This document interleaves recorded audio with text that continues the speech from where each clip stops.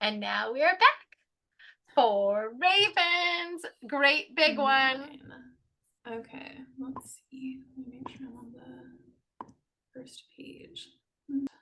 Work with it. Ooh. Okay, so we're doing garlic. Ooh, allium all around. Allium all around. So there's this chef called Louis Diat who said there are 5 elements: earth, air, fire, water, and garlic. I love that. That's so cool. That's so cool. I know. um, okay, so botanical name, we have another allium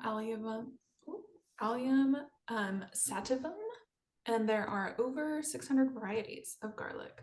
So the parts used, I'm gonna talk a little low because it's kind of echoey, but let me know if you have trouble hearing me. So the parts used are mostly the bulb, but you can also use the leaves, the flower, and the head, pretty much the whole thing except like the root. You don't want to eat the root. So folk names: poor man's treacle, Russian penicillin, stinking rose, and stinkweed.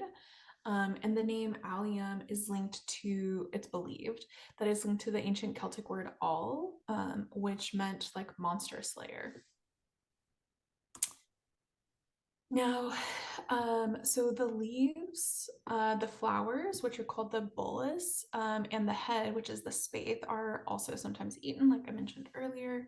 But the everything else, so like the leaves and the flowers and the head, typically are more mild in flavor, and they're usually consumed when they're still tender. So immature garlic is sometimes pulled like a scallion. So, scallion is like an immature green onion. And so they're called green garlic. And then if green garlic, so if you're pulling it very immature, it's called green garlic. If you let it grow more, but still not to be mature, Huh? then it produces so this is the green onion, or sorry, green garlic. And then if you wait until it's not fully mature, but you let it grow a little bit more, then you have the garlic round where it looks like an onion. So it's Oh, not divided into cloves yet.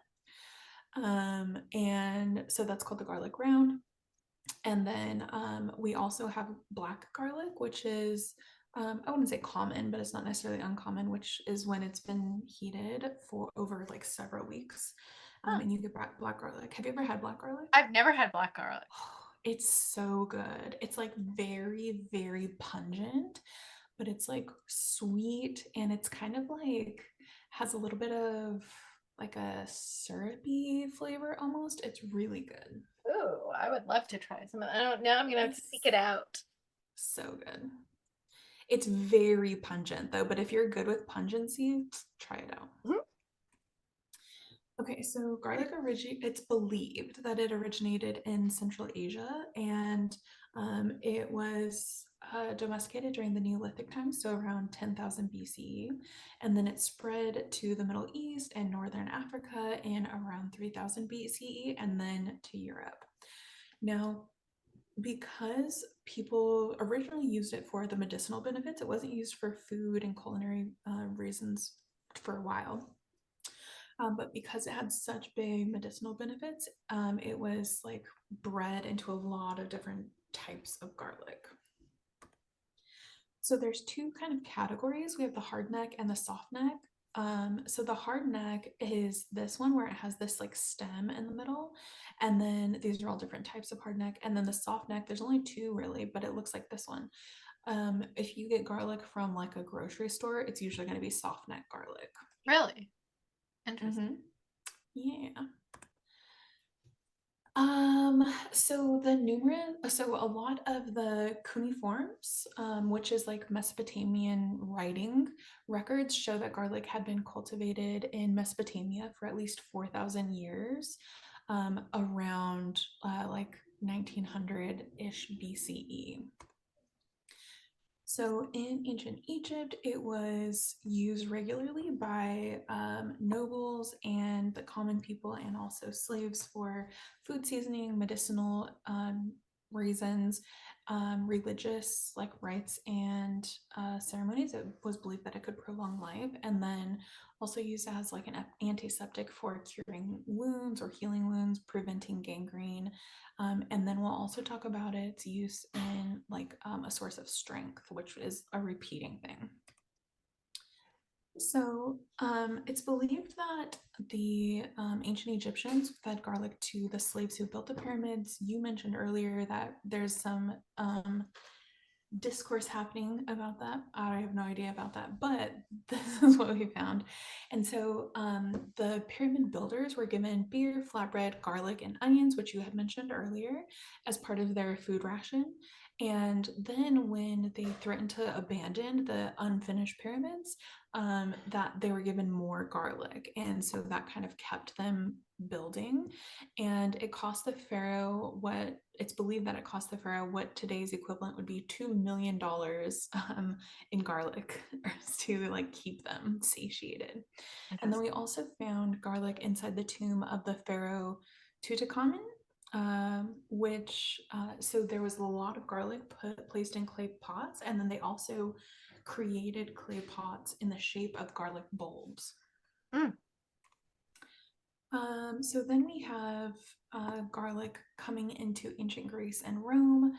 And so at this time, again, it was used for culinary reasons as well, but it was believed that garlic could repel scorpions, treat dog bites, cure asthma, protect against leprosy was a big one.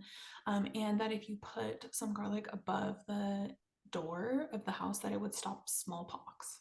Mm. Which also kind yeah, of relates to the that's onion. exactly it, but in a kind of a different way. Like that was Yeah. the onions were in early America, like the strings across the door. Yeah. Super interesting. So then Louis Pasteur, who was a chemist and microbiologist in 1858, he is the one who showed that garlic could kill germs, and that it was like antibacterial. And so then after that, it was used for a variety of things. It was used for cholera, it was used for typhoid fever and diphtheria, and then a French phytotherapist, Leclerc, used it to prevent Spanish fever in 1918. And then also garlic was used to treat German soldiers during World War I, even though penicillin had already been like discovered, right? Because penicillin was technically discovered. And so even though we had already been using penicillin, people like the physicians were still using garlic because they knew that it was doing the job. So that's where it got the name Russian penicillin. So Roman gladiators would eat garlic before battle, and then Greek Olympians would also eat garlic before battle or before competing, and both of them did it for endurance and strength. And then it was a custom for Greek midwives to hang garlic cloves in birthing rooms to keep like the evil spirits away. And then as time went on, it generalized to just putting it in all like homes.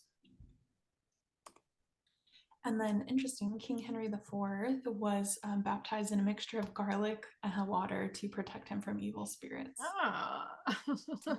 I don't think it helped. So then it was prescribed for a variety of ailments, including pulmonary ailments, abdominal issues, and then cleansing. So we have this repeated exposure to its like cleansing and healing properties. And then Pliny prescribed it to fight infections and protect against a variety of toxins. So then in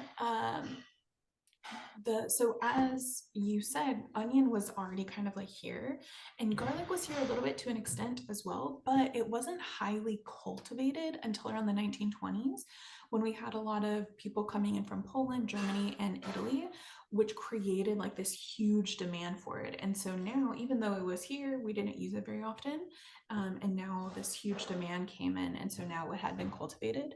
And today, California is the leading producer of garlic in the US. And Gilroy, California is dubbed the garlic capital of the US. Have you been to Gilroy? I have not. I have. been to Gilroy, Is and it it smells garlic? like garlic. Oh, the whole place smells like garlic. It's insane. Yes, I have. That's so funny. I know. They have like, Interesting. and it's like sticky. They got garlic, like even when it's Mm, not the festival, it's like a yeah, theme in like the sit in Gilroy, of course, because yeah, if your town smells like garlic. Anyway. yeah. So National Garlic Day is April 19th. Oh, And then garlic juice can actually be used as a glue for paper, glass, and porcelain, where you crush the cloves and then take the juice and then like just apply it like you would glue and then push the pieces together. I've not tried this, but I could see if it works because garlic is very sticky if you leave it on your fingers. what is that So the noise? dark side Do you hear? downstairs, my Oh, it's roommate. Sorry. that's okay.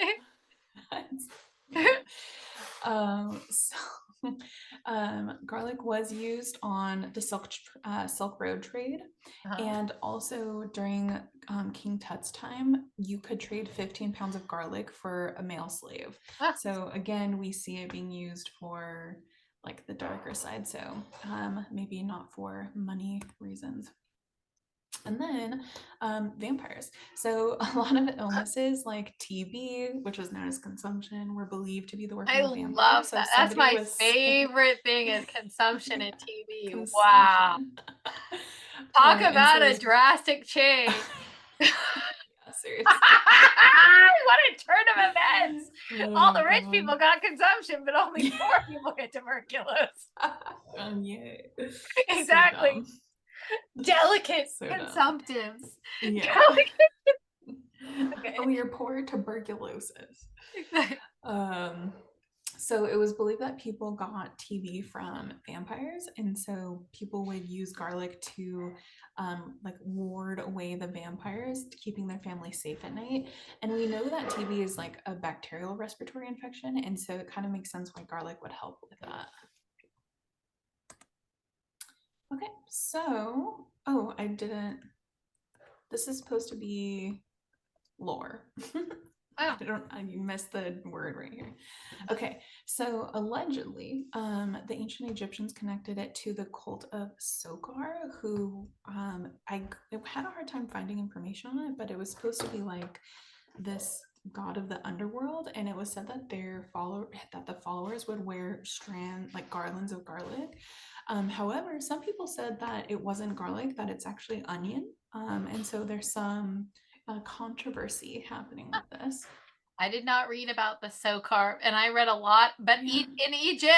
In Egypt, both onions and carrots were there, and onions Mm, played a huge role. So yeah. And I tried to look into this, and yeah, some places said onion and some said garlic. So who knows? there you go. We need an ancient Egyptian scholar. I know Egyptologists among us. Yeah. So in ancient Greece, it was considered a plant of the afterlife, and so it was dedicated to Hecate, which you talked about with onion as well. So I'm not sure if it's both or if it's just kind of like the allium family or I what, think it is. but I think yeah, that's what it but is because probably. I've always heard that garlic was associated with Hecate, and the onions. I like onions with Bastet a lot. Mm, Um, yeah, yeah, and I think it's probably just allium with Hecate because yeah. I've always heard garlic with Hecate. Mm, Have you yeah. heard garlic with Hecate? Yeah. Yeah, I've heard Hmm. that before many times. Yeah. And so the ancient Greeks would leave like the garlic on piles of stones at crossroads, which there's a specific name for that, and I didn't write it down. I can't remember. But that was supposed to Oh, be left like the there for piles of offering. stones, like where you stack Yeah, them. Oh, they're called. but Oh, it's not. No, no, no. It's the piles of stones that are left specifically at crossroads, not just like the ones that are done at the beaches and stuff. because those have There's a a weird specific name name for too. those ones. Yeah, they I do. don't know. Yeah, who knows? Okay, so in European folklore, it's been used, like discussed a lot to protect against the evil eye. And so people would wear clothes around the neck. Dracula, which we've already talked about a bit with like vampires, but Dracula, it was said that he could be dismissed by placing a braid of garlic, like near him, and then it would lead him to flight, and so Dracula would take off. And then a lot of times people would hang the garland of garlic at the head of their bed to protect them against like the evil eye and improve fertility, which is not, I don't see it often associated with fertility, but there are some kind of like sprinklings here and there. What else? This is the same thing, to protect against the evil eye, although Central European folklore talked about protection against devils, werewolves, and werewolves tied with vampires as well.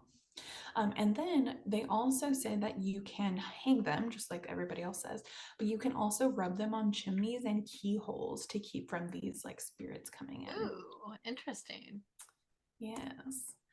And then on St. John's night, which is June 24th, I guess. I had never heard of that. And I said maybe like midsummer, but Yeah, okay, it's yeah. midsummer. It's a co-option of midsummer. St. Yeah. John's Day. Yeah. And so it's common, I guess, to get bulbs of garlic and to like harvest them on that day and then keep them just kind of throughout the year. And then it also said that because of this, some people call garlic St. John's wort, which I said, what? I have never heard of that before. I know, me And either. so I don't know about that, but okay. Learn something new every day. Yeah. And then we have the tale of Lucifer, which you also mentioned. So, according to Muhammad's writings, Lucifer, when he was expelled from Eden, left 2 footprints on the ground. And then, after those footprints, from the left foot grew garlic, and then from the right foot grew onion. And so, because of this, garlic later was like an ingredient for like protection against evil, which I said totally makes sense that it would keep away evil since it came from Lucifer's footprints, when people see Lucifer as like the bad banished angel. I know. I love that Lucifer drawing of him like cultivating the onions. I was in love with that. Like he's like totally like wearing the robe with he had like the long beard. I was like in love with yeah, still the horns too. Exactly, all red. I know. So funny. So we have dreams too. So dreaming about having garlic in your house is supposed to bring good luck. Dreaming about eating garlic means you will uncover a hidden secret. And then in a Korean folklore, it's believed that eating garlic repels tigers. Oh. And so Koreans would often pickle garlic and then eat it before traveling, which is maybe it does. Maybe it yeah, does. maybe. Maybe there's something real to like. Maybe that really does. Like garlics don't like it can smell you. You smell bad to them. Yeah, honestly. There was also another tale that people would put it on that a tiger would appreciate a well-seasoned meal.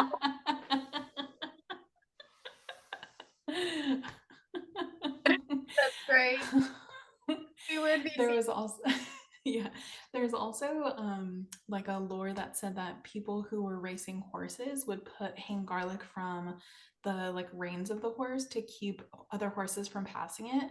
And then yeah, it's like, well, maybe the other horses just didn't like the smell, and so it worked, you know. Exactly. Who knows? And then you mentioned this as well, but Chicago is allegedly named after potentially garlic. And so it's a variation of, this is how I saw it spelled, Shikawa, which is the Interesting. Algonquin word meaning striped skunk. And so it's referring allegedly to onions and garlic, which grew wild near the lakes and the streams. Huh. That's it. Yours seems, I don't know which tale is true. I know we've got a couple different names there. Yeah. But what does seem to be the unifying theme is that garlic and onions were growing all over where Chicago was. Oh, so. for sure. Yeah, and that the indigenous population knew of them and named it such. So whatever they named it, it seems like there was a lot of that name went into it. So yeah, for sure. And then In a Palestinian tradition, if the groom wears a clove of garlic in his like buttonhole, which I thought was funny, like you just stick it in the buttonhole, then it's supposed to be a successful wedding night. Mm. And then in Ayurvedic medicine, garlic is believed to be an aphrodisiac, believed to increase semen, and so we see again just kind of like a sprinkling of like fertility lore. Okay, so then this is talking about Homer's report where Ulysses escaped from Circe and used the yellow garlic to do that. And there's been a lot of back and forth about what that yellow garlic is or what the plant actually is.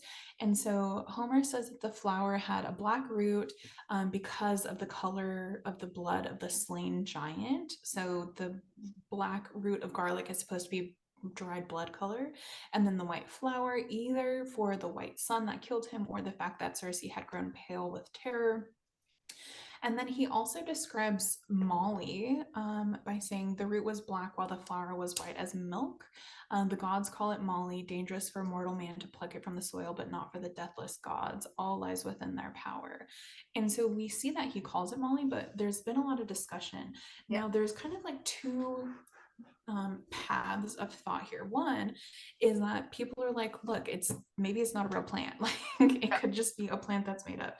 And then the other line of thought is that it's garlic, but we don't know what kind of garlic. And so some people have specific ideas on what kind of garlic it is. So who knows? It could be, some association here. And then there's an old Welsh saying that says, eat leeks in March and garlic in May, then the rest of the year your doctor can play. So, very much like an apple a day keeps the doctor away, but with garlic and leeks. Nice. Yeah. So, actions diaphoretic, diuretic, expectorant, stimulant, antiseptic, stomachic, antibacterial, and then lowers cholesterol. Now, Klaus talked about the lowers cholesterol a lot.